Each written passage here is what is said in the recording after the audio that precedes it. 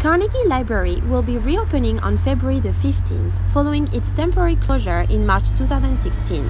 I spoke with Jeff Dorn, the chair of Friends of Carnegie Library, in response to the council's plan to reopen it. We, of course, have been wanting the library to reopen properly ever since it was closed, and there's no reason why it shouldn't have been.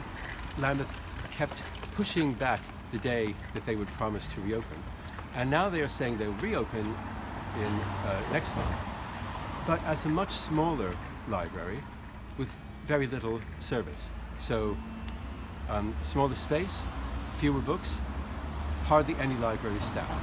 That's not a proper library. We want a proper library with all the uses that we had before, all the clubs, the activities, the events, and more.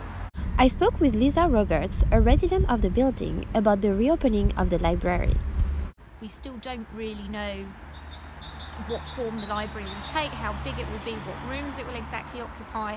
It definitely will be severely diminished, so to call it a library is probably a bit of an overstatement.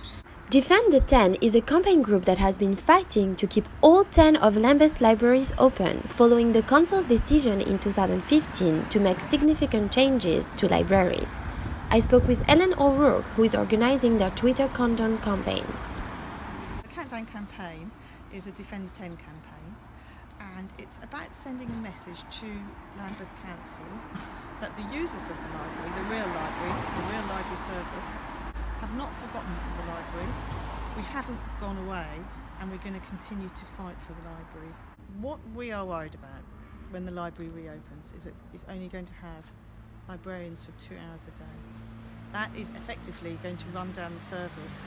I understand that GLL workers are going to keep an eye on it, and presumably there'll be a CCTV as well, but that isn't the same as a librarian. In a statement, Councillor Sonia Winifred, Cabinet Member for Equalities and Culture, said, "I'm glad that Carnegie is finally reopening and serving the community. It has taken longer than we expected, but we are now getting to the end of that process, and I'm excited to get back into the building and see people enjoying this wonderful cultural space."